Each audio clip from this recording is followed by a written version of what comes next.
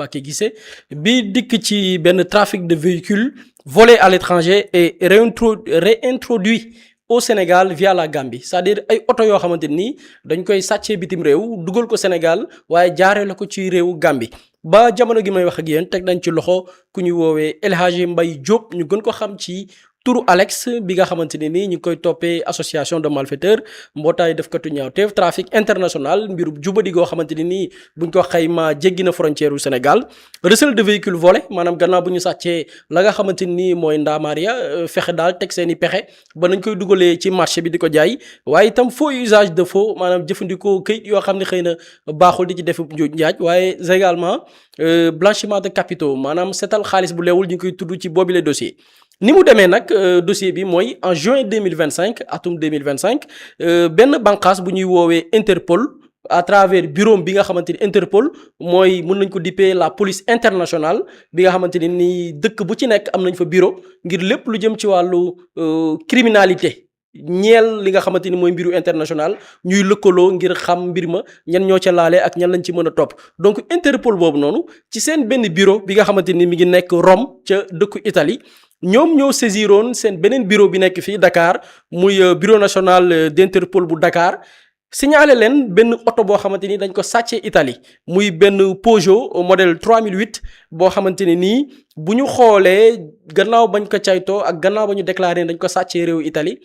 dañ ci installé woon benn dispositif muy GPS te GPS boobu noonu permettre na leen ñu localiser oto boobu ñu sàccee Italie fii ci réewum Sénégal donc juin 2025 la Interpol bu Rome Italie saisir Interpol bu Dakar signalé leen oto boobu nga xam ni ñu ngi ko localiser fii ci Sénégal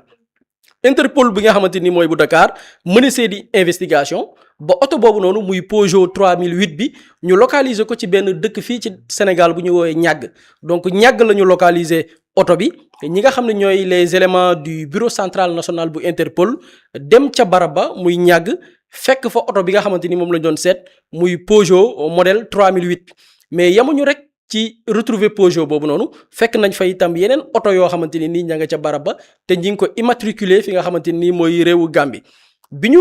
gisee véhicule yi am nañ ci fekk nañ fa beneen Peugeot bi nga xamante ni benn Peugeot 3008 la beneen Peugeot muy véhicule marque Opel ak beneen véhicule boo xamante ni nii modèle bi mooy Alfa Romeo ñetti xeetu oto yooyu tamit fekk nañ ko fa ak yeneen type de véhicule yooyu aussi daan ci dikk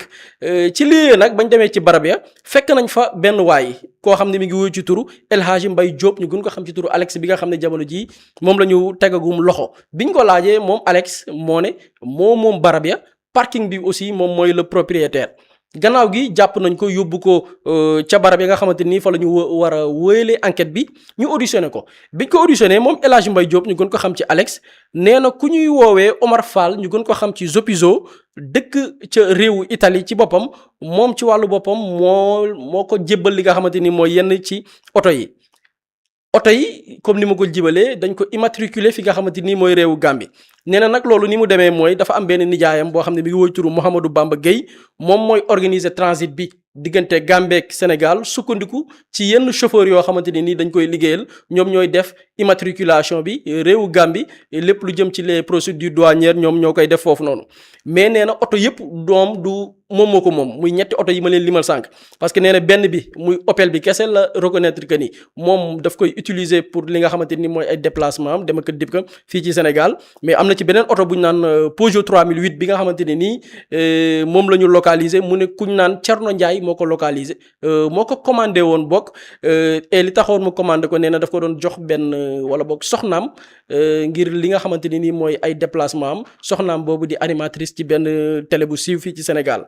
mais comme ni ma ko waxee yamu rek ci oto yi ñu fa fekk am na ci yeneen marque de véhicule yu ñu fa fekk nañ fa benn Mercedes fekk nañ fa benn Audi beneen xeetu oto fekk nañ fa benn Land Rover Defender fekk nañ fa aussi benn Range Rover donc 4 oto yooyu tamit fekk nañ ko fa te laaj nañ ko oto yooyu ku ko moom mu ne kuy wuyoo ci turu Jibi Ndiaye nekk réew France di résider ci dëkk bi ñu naan Bordeaux nee na kooku noonu moom oto ya donte selon les enquêtes wanewul benn preuve matérielle ay këyit yu wane ni Jibi Ndiaye moomu nekk France moom mooy propriétaire u véhicule yooyu noonu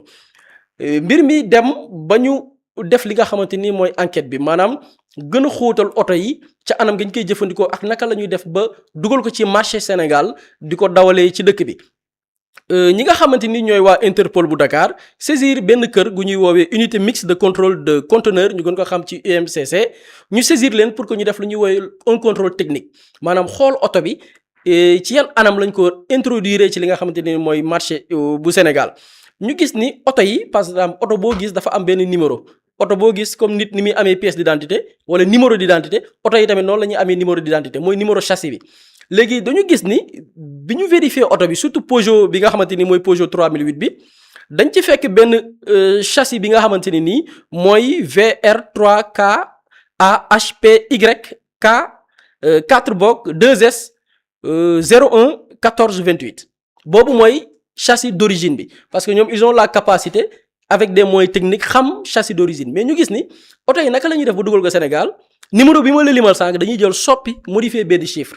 maanaam châssis bi xam nga mi ngi jeexee 428 muy châssis d'origine bi léegi ñoom dañuy modifier châssis bi mooy étiquette bi ñuy taf ci oto soit ci côté portière conducteur bi wala diggante en haut du tableau de bord ak suufu kii bi nu ñu koy pare-brise bi numéro bi étiquette yooyu ñu fay taf numéro bi foofu dañuy teppi étiquette yi taf fa étiquette boo xamante nii châssis d'origine bi la ñuy modifier yokku ci par exemple bii oto Peugeot 3008 bi châssis bi mi ngi jeexee 428 ñoom dañ koy modifier def ko 427 donc loolu la ñu def oto bi en fait oto bi 427 mooy la jeexee muy châssis d'origine bi mais bi ñu koy modifier dañ ci yokk benn chiffre muy 428 jeexee 420 ñu gis ni loolu seen modèle méthode yi ñuy utiliser dans le jargon ñu koy woowee doublette ñu ne noonu la ñuy def ñoom pour régulariser li nga xamante ni oto yi ba muy mën a daw fi nga xamante ni mooy Sénégal. wax naa ni ci enquête bi fekkoon nañ ci bi ñu demee ñàgg yeneen ñeenti oto bu weesoo yeneen oto yi nga xamante ni jëlee nañ ko ci ki ñuy wooye Alex muy benn Mercedes benn Audi ak benn Land Rover Defender ak beneen Range Rover bi ñu defee vérification ci Peugeot 3008 bi dañ ne nañ demaat def même vérification ci oto yooyu noonu parce que bi ñuy dem ñetti oto rek kese la ñu yóbbu bàyyi fay 4 oto yi ñu ne nañ dem defaat les mêmes vérifications ci 4 oto yi nga xamante ni bàyyi nañ ko fa muy marque ou bien modèle yi ma leen limal wala marque de véhicule yi ma leen limal mais à la grande surprise des enquêteurs yi nga xamante ni ñooy waa Interpol bu Dakar dañu dem fekk 4 véhicules lañ fa bàyyi woon ñu fekk ñu déplacé ko oto yi nekkatu fa te ñoom yóbbuwuñ ko mais fekk nañ gars yi déplacé oto bi yóbbu ko ci destination boo xam ne kenn xamu ko bi ñu laajee El Hadj Mbaye Diop muy Alex ne ko mais véhicule yi lan moo ko disparaître d'autant plus que moom ci këram la nekk fi mu ne moom mooy le propriétaire mu ne moom amul dara lu mu ciy tontu ci mbir moom bi il a préféré garder le silence mais ñi nga xam ne ñooy waa bureau central national bu Interpol bu Dakar wéyal seeni investigation ba gis ni oto yi ku ñuy woowee Abdoulaye Diop moom moo rawale oto yi ci complicité wu jabaram bu ñuy woowee Ndeye Nene Coy daw nañ nag jamono ji ñi ngi leen di wër ñi ngi leen di woo à travers le numéro de téléphone mais ba léegi kenn mënu leen jot donc loolu mooy enquête bi nga xamante ni mbiru oto yi fa lañ toll mais dañ ciy dégg aussi mbiru blanchiment de capitaux parce que gis nañ ni mbir mi alal ji gars yi dafa mel ni dañ koy investir ci yeneen domaine par exemple bu ñu jëlee El Hadj Mbaye Diop ñu gën ko xam ci Alex fekk nañ ci moom d'après li mu reconnaître ci ay biens am na lu toll ci 6 parcelles à usage d'habitation yoo xam ne mi ngi diggante aéroport bu Diass ci turam yoo xamante ni nii jàpp nañ ni moom ci boppam mënu koo layal maanaam wax origine bi nga xamante ni moo ko permettre mu am 6 parcelles à usage d'habitation yi nga xamante ni ci ay propriété am la bokk. ñu gis ni tamit moom El Hadj Mbaye Diop ñu gën ko xam ci Alex propriétaire la benn maison boo xam ne mi ngi toll ci 1000 mètres carrés mooy kër gi nga xamante ni fa lañ fekk oto yi moom mooy le propriétaire. te gis nañ ne aussi mënu koo layal même bu fekkee ni nee nañ ci biir déclaration nee na kër gi da koo donnee ci li nga xamante ni mooy waajuram bu góor sans pour autant vérifier est-ce que parce que boo donnee dina am procédure de mutation mais amul bu nga xoolee li nga xam ne mooy chronologie ou bien l'acquisition de ce bien là bu fekkee am ndono la wala bu fekkee ne la mu jënd la aussi amuñu des preuves yi wane ni daf ko donn maintenant leneen li enquête bi fësal mooy moom El Hadj Mbaye Diop pour dédouaner wu ñu gën ko xam ci Alex dafa ne moom ab jëndkat kese la maanaam yoonam nekkul ci li nga xamante ni mooy trafic jusque dañ koy jox ay oto muy jaay c'est-à-dire que du responsable direct bi peut-être mën na si nañoo njort ni sàcc bi yoonam nekku ci mais dañu gis ni ci biir enquête bi en dehors de son passeport sénégalais am na un passeport italien muy Italie bi nga xamante ni ñoom ñoo nekk à l'origine même de cette enquête parce que ñoom ñoo saisir Interpol bu Dakar am na un passeport italien ordinaire boo xamante ni gis nañ ni déplacement am yu bari ci la koy defee et ci biir enquête yi gis nañ ni moom ci boppam mooy caabi bi nga xamante ni mooy trafic international boobu ñuy wax parce que gis nañ ni moom ki nga xamante ni mooy Alex am na ci yeneen nit yu muy lëkkalool koo xam ni ñoo xam ni dañuy lëkkaloo ci benn chaîne bi mooy dañu gis ni organisation la boo xamante ni dafa am ku ci nekk rôle boo ciy joué ci chaîne bi dañuy liggéey d'abord moom réerewul mbir yi parce que day voyager lu bari yor na passeport italien mais daf ci am keneen ku ñu naan Omar Fall ñu gën ko xam ci Zopizo ak Jibi Ndiaye dañu gis ni ñoom ñooy gérer lépp lu jëm ci falsification yi ak li nga xam ni mooy acheminement bi maanaam ñoo koy jëlee bitim réew di ko dugal fi nga xam ne mooy Afrique jaaree la ko Gambie. bu loolu weesoo mu am keneen moom mi nga xamante ni mooy El Hadj Mbaye Diop Alex bi nga xam ne moom jëndkat kese la nee nañ moom ci wàllu boppam mooy réceptionné affaire bi stocké ko ci dëkkam wala ba këram bi nga xam ne bi nga nekk ñàgg lépp lu jëm ci wàllu régularisation yeeg yooyu yëpp moom moo koy def cela veut dire que moom implication par rapport ak les falsifications génne wuñ ko ci ba tax na ñoom waa Interpol jàpp nañ ni moom ci boppam élément clé la ci par rapport ak ce dossier là enquête baa ngi wëy sàkku nañ ñu teg loxo ñenn ñi nga xamante nii kuy wóo ci turu Thierno Ndiaye keneen ku ñu naan Mouhamadou Bamba Gueye ñu ngi koy seet keneen ku ñu naan Abdoulaye Diop di Petit keneen ku ñu naan Nenn Coy ñi nga xam ne ñoom jàpp nañ ne ak jëkkëram ñoom ñoo rawale 4 oto yi ñu demoon fekkaat duñ ko ci barab ba parce que ñoom ñëpp ñi ngi Sénégal selon les dernières informations yi ñu jot a collecté am na ci ñeneen ñoo xam ne nag ñi ngi bitim réew ñi ngi leen di rëbb ñoom itam keneen ku ñu naan Omar Fall alias Zopizo moom mi ngi Italie tamit ñu ngi koy viser pour teg ko loxo Jibi Ndiaye tamit bi nga xam ni moom Alex cité na ko moom it tam ne mi ngi France nekk ci dëkk bi ñu naan Bordeaux moom itam viser nañ ko ñi ngi koy topp di ko wër enquêteurs yi tamit ñi ngi xool ñoom tamit ñi nga xam ne ñi ngi leen di interpeller parce que ñi ngi wax blanchiment de capitaux est-ce que amuñu yeneen biens yoo xamante ni mën na tax ñu mesurer alal yi ñuy jëlee ci trafic de véhicule boobu noonu ndax dañ ko investir feneen mais aussi lépp lu jëm ci wàllu réseau de blanchiment bi est-ce que raxul itam loo xam ne wàllu troc la maanaam tay la oto nga jox ma drogue yooyu tamit feeñ na ci enquête bi nee nañ tamit ñi ngi ko ciy seet donc actuellement ñetti oto lañ tegagum loxo muy Peugeot 3008 bi Opel bi ak beneen marque oto bi naan Alfa Romeo bi nga xamante ne nii waa bureau central national bu Interpol bu Dakar teg na leen loxo en attendant yeneen 4 véhicules yi nga xamante ne nii rawale nañ ko donc loolu lañ mën a jàpp ci une du jour bi ñu doon ceeg le quotidien Libération. jërëjëf Boury am na solo ci faram-fàcce gi Pape Samba ban lecture ngay def par rapport ak liggéey bu am solo bi nga xamante ne Interpol bu Dakar def na ko ci yenn ci ay oto yoo xamante ni dañu ko doon jëlee bitim réew ci anam gu jaarut yoon di ko dugal fii ci biir réew mi. waaw déjà di leen féliciter pour le travail parce que ce n'est pas du filon bu yomb du filon boo xamante ne yomb na pour nga mën a retracer affaire bi parce que dafa laaj un travail méticuleux surtout par rapport ak châssis yi nga xamante ne gars yi dañ koy changer parce que ça demande un travail méticuleux en fait loolu li nga ciy jàng déjà ce n'est pas nouveau affaire trafic de véhicules yeeg yooyu sànq maa nga wax sax en off en 2015 Marco Verratti ancien joueur du Paris Saint-Germain otoom dañ ko retrouver au Sénégal c'était un véhicule volé en 2015 dañoo sàcc otoom ndekete oto bi mu ngi biir Sénégal léegi lan la war a interpeller boo rattaché yeneen faits yi nga xamante ne mu ngi am par rapport à des arrestations par rapport ak yenn faits de société yi tu te rends compte que ñu bëgg ko ñu bañ ko au Sénégal am na benn plaque tournante boo xamante ni c'est pour ñi ñuy mën a tuddee peut-être les trafiquants wala la mafia parce que ñooñ ci yan zone la ñuy opérer da ngay gis le trafic de véhicules loolu moom ñëpp xam nañ ni c'est benn affaire domaine de prédilection la ci trafiquants yi trafic de véhicules trafic de drogue surtout drogue dure bi mooy ay cocaïne ak ay këchëg yu ji mel yooyu dañ ciy nekk immobilier bi trafiquants yu bëri dañ ciy nekk loolu boo ko rattaché ci la lay indi blanchiment de capitaux ut suuf fii ut tabax benn restaurant fii wala tabax benn immeuble fii di ko louer parce que xaalis bi nga xamante ne moom la ñuy jëlee ci trafic bi ñuy def moom la ñuy blanchir te defe naa dem Boury mu ngi koy wax sax par rapport ak yenn documents yu bëri ay enquêtes le blanchiment de capitaux fenn la gën a leere mooy dans le secteur de l'immobilier moo tax ñun chaque fois dañ doon wax booy xool au Sénégal à Dakar nga jékki saay en 2 ans gis ay immeubles yuy pulluler biir Dakar et dans des zones yoo xamante ni ce sont des zones très très chères des zones très chères nga jékki saay gis fa benn immeuble boo xamante ni c'est sur 10 étages ay appartements à 1,5 million le mois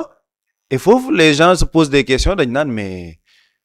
comment ils arrivent à trouver leur cible à Dakar parce que Dakar est-ce que am na ñi nga xamante ne ñu ngi loué ay appartement à 1,5 million est-ce que ñu ngi loué ay appartement à 2 millions pourtant la majeure partie des appartements sont vides mais les immeubles continuent d'exister là-bas loolu daa war a ubbi xelu nit ñi parce que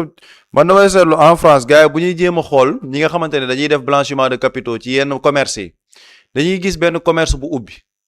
commerce boo xamante ne du am clientèle c'est-à-dire que commerce boobu amul clientèle mais dañuy retrouver commerce boobu dans plusieurs zones te xam nañ ne ñi fay jëndee bëriwul mais commerce bi day continuer di ubbi comme tey jii nga am kenn ku ñëw créer benn restaurant nga xam ne restaurant bi ce n'est pas fréquenté mais restaurant bi di nga ko gis Almadies di nga ko gis Mermoz restaurant bi di nga ko gis Ouakam restaurant bi di nga ko gis Ngor automatiquement les autorités dañ naan lii tey na seen xel parce que pourquoi ce restaurant n'a pas de clientèle mais restaurant bi mu ngi continuer di ubbi donc c'est une piste de blanchiment de capitaux gars yi bu ñuy def seeni recherche noonu lañ koy defee te fii au Sénégal c'est-à-dire que bu ñu doon demee logique boobu rek xel dina tey ci lu bëri parce que fii man je suis désolé mais da ngay gis am na benn moment boo xamante ne surtout boo jugee de 2019 à 2024 le nombre d'immeubles yi nga xamante ne juddu na biir Dakar foo tourner gis benn immeuble en construction bëri na c'est-à-dire que bëri na trop te après da ngay gis ba ñuy wax affaire BTP gars yëpp di jug mais pourtant y avait des gens yoo xamante ne ñu ngi woon en construction te construction bi day gaaw benn 1 an nga gis immeuble bi jug taxaw appartements yi lépp pare te ce sont des appartements de haut standing nga ni lii nu mu mën a demee nga jékki saay toog nga ni sur Dakar bon y a énormément de restaurants da ngay gis benn restaurant bu nekk ci benn zone boo xam ne keneen fekk si ko amul clientèle mais le restaurant est toujours là-bas et ñëpp xam nañ ne dans ce genre de secteur quand tu investis c'est pour de la rentabilité immobilier boo investir c'est de la rentabilité lépp lu jëm ci commerce lépp lu jëm ci commerce alimentaire c'est pour la rentabilité boo ci amul rentabilité automatiquement da nga koy tëj uti ci leneen parce que c'est énormément de dépenses ñiy def enquête yi piste yooyu la ñuy xool maintenant au Sénégal tu te rends compte quand même que loolu quand même ñu wax ko ñu ñàkk ko wax c'est-à-dire que nit ñi ñu ngi koy gis da ngay jékki saa gis restaurant yu bëri ubbi jékki saa gis immeuble yu bëri taxaw ñu ne la bon am na trafic de cocaïne boo xam ne mu ngi circuler ci biir réew mi trafic de véhicule boo xamante ne mu ngi circuler am na yeneen ak yeneen trafic yoo xamante ne mu ngi am effectivement ça interpelle da nga naan mais est-ce que le Sénégal malheureusement n'est pas devenu une plaque tournante pour ces trafiquants-là parce que li nga ciy jàng mooy c'est une chaîne huilée véhicules yi dañ koy jëlee à l'étranger mooy waaj moom turam bi daf may reetaaloo sa Zopiso en Italie duñ ko jaarale automatiquement à Dakar parce que dañuy bëgg contourner les zones de contrôle parce que xam nañ ne bu ñu demee ci zone de contrôle yi effectivement foofu mën nañ leen a kepp léegi dañ koy jaarale dans la sous-région buñ ko jaarale dans la sous-région doog ko dugal buñ ko dugalee nag def seeni modification te modification yi yamul dëkk ci véhicule volé yi ngi dégg des véhicules de luxe mais am na yenn oto yoo xamante ne ce sont des véhicules de transport yuy daw ci biir réew mi c'est à l'arrivée bu ñëwee ci la ko gars yi di modifier yenn pièces yi pour que mu mën a daw ba ñu dee dañuy def régularisation Jakarta yi mais am na ñu bëri ñoo xamante ne ils étaient contre ne duñ ci dal lan moo tax duñ ci dal parce que xam nañ ne effectivement ils ne peuvent pas avoir les papiers lan moo tax ils ne peuvent pas avoir des papiers ce sont des motos volées c'est-à-dire que dafa law ci biir réew mi maintenant est-ce qu'il y a des mesures drastiques pour xeex loolu parce que man gëwuma ni banditisme wala mbirum trafiquant mën nga ko éradiquer à 100% c'est pas possible il y a des pays qui sont beaucoup plus développés que nous la France les États-Unis mu ngi fay continuer mais perception ma sàcc ko ci buri perception bi nit ñi di am mooy est-ce qu'il y a am na benn mesure yoo xamante ni gars yi ñu ngi koy jël pour fànq ce système de criminalité parce que malheureusement les gens ont l'impression que bon Sénégal c'est une zone ouverte pour les trafiquants parce que cocaïne bi par exemple bu ma jëlee ci cocaïne bi parce que yooyu moom mooy les zones de prédilection des trafiquants drogue bi buru mu ngi koy wax yenn saa gars yi mën nga ñëw ñu ne la bon am nañ benn cargaison drogue lii wag yooyu ñu def benn troc bi lan la am naa drogue léegi lan nga ma koy mën a gars yi bu ma ko expliquer nii dinañu kii xanaa ci secteur bi la bo mën nañ ñëw ne la am naa suuf fii benn zone suuf boobu tant de parcelles la tant de parcelles yooyu la valeur marchande de ces parcelles mën na nekk ay centaines de millions nga def troc bi jox naa la lii léegi suuf saa ngi nii beneen milieu bi nga xamante ne par rapport ak véhicule bon j'ai 2 3 4 véhicules yoo xamante ne la valeur lii la mën naa la jox marchandise bi après nga weccee ma ak leneen c'est-à-dire que c'est un trafic boo xamante ne gars yi dañ koy def maintenant pour mën a légaliser loolu noonu yëpp xaalis boobu effectivement il faut nga investir ko fenn mooy li ñuy wax secteur de l'immobilier bi foofu da ngay mën a blanchir sa xaalis foofu yeneen secteurs yi nga xamante ni peut-être même les parkings automobiles la affaire auto yi c'est un secteur de blanchiment de capitaux et je pense que sénégalais yi toog nañ benn moment jékk saay rek foo tourner gis parking automobile loolu aussi ça interpelle da ngay gis yenn parking yu bëri yoo xamante ni des véhicules de luxe ñoo fay parking yooyu am na ñoo xamante ni ils le font de manière responsable ay liggéeykat mais effectivement il y a des choses qui interpellent parce que dafa nekk li tax muy interpeller ni ma ko waxee dafa nekk ay secteurs yoo xamante ne gars yi dañ ciy jaar pour raxasaat seen xaalis et malheureusement nag c'est présent au Sénégal defe naa keroog maa ngi gis am na ku ñu ne dañ ko jàpp koo xamante ne ay investigation Interpol la mais c'est une personne qui était recherchée à l'étranger pendant des années dañ ko doon rechercher à l'étranger fan lañ ko jàppee Sénégal lañ ko jàppee il avait investi ci lan pour blanchir son argent investiroon na ci immobilier investiroon na ci chaîne de restauration mooy li may wax tout le temps da ngay jékki saa yi gis immobilier bi jug chaîne de restauration yi jug nga ne mais ñii nan la ñuy amaatee benn retour sur investissement c'est parce que dañoo ñëw pour blanchir de l'argent loolu nag ça interpelle nit ñi war nañ cee gën a bàyyi xel et je pense que les autorités compétentes Interpol ñu ngi def liggéey bu am solo mais il faut que les autorités aussi def ci liggéey bu gën a am solo par rapport au contrôle parce que contrôle boobu c'est très très important et je pense que si les gens font les enquêtes def recherche yi ci war dina am lu bari loo xamante ne dinañ ko gis ci Sénégal parce que effectivement il y a beaucoup de choses qui interpellent et sénégalais dofuñ ñu ngi koy gis chaque jour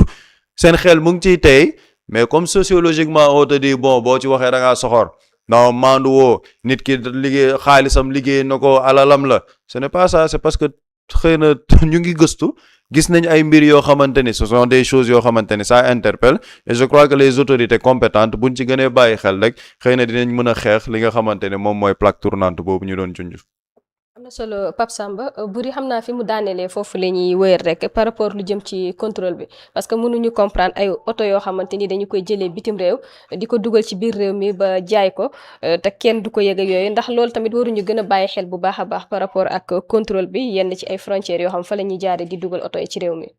waaw contrôle bi sax mi ngi am mais dafay des parce que quand on parle de trafic international moom. dañuy gis ni ñu koy def c'est des expérimentés ils ont des stratégies parfois même mun nañ am des complices par rapport ak oto bi ni muy duggee Sénégal ak parfois mais Sénégal doo dégg parfois am ñu naan peut-être yow doo dox nga gis ci tali bi oto boo xamante ni pourtant am na visite technique assurance sax garaawul mais visite technique normalement oto bi dafa war a dem au niveau des services compétents ñu def visite bi machine bi natt oto bi xool bu fekkee ni organes yi baaxul loolu lépp machine bi moo koy détecter. parfois nga gis oto nga ne kii final la def ba am visite technique fu mu jaar donc parfois mën nañ mettre même des mécanismes mais mu am défaillance par rapport li nga xamante ni mooy le contrôle donc loolu mooy jafe-jafe bi ici au Sénégal maintenant li ci des man je parle même des victimes ndax sûrement après di nga ci dégg d'autres arrestations et les arrestations peut-être du yam rek xam nga par exemple am na ku ma ci dégg koo xam ne nii sàkku nañ ngir ñu arrêté ko moom dafa commandé oto pour jabaram sûrement dinañ ko teg loxo dinañ ko jàpp xamoon na ko ou bien xamu ko peut-être même mun na ko bañ a xam il faut que nit ñi tamit gën a veiller ci loolu Pape Samba mi ngi junj le business tey du véhicule ñëpp a ngi ciy dugg tey boo duggee ñëpp a ngi jaay oto Sénégal ñëpp a ngi jaay oto les jeunes suñu classe gi nii suñu génération ñu ci bari léegi ñu ngi ci njaayam oto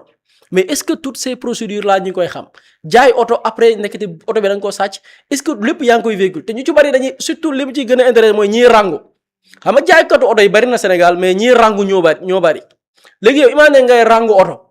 xamoon oto c'est-à-dire que une fois que le véhicule est détecté que dañ ko volé woon tel dëkk signalé nañ ko Interpol automatiquement dañ lay jàpp dafa am kenn ku def benn commentaire bu am solo muy bàyyi laxaat d'expliquer ni pour muter un véhicule venant de l'extérieur la DIC a la prérogative de vérifier en connexion avec l'Interpol l'état du véhicule et de livrer un quitus. C'est-à-dire que même nit ki balaa muy day expliquer oto bu jógee bitim réew balaa nit ki sax di ko jënd war nañ mutation bi war na jaar dig ñoom ci seen liggéey ak waa Interpol ñu vérifier est-ce que oto bi mi ngi en norme est-ce que les conditions yi mu jógee dëkk sàngam dugg fii Sénégal jaar na ci yoon bu ko defee mu am benn quitus loolu xam nga daf lay sécuriser. Par exemple tey booy jënd oto selon les procédures yi jaar yoon acte de vente bi fan lañ koy defee d'habitude parfois dañ naan demal central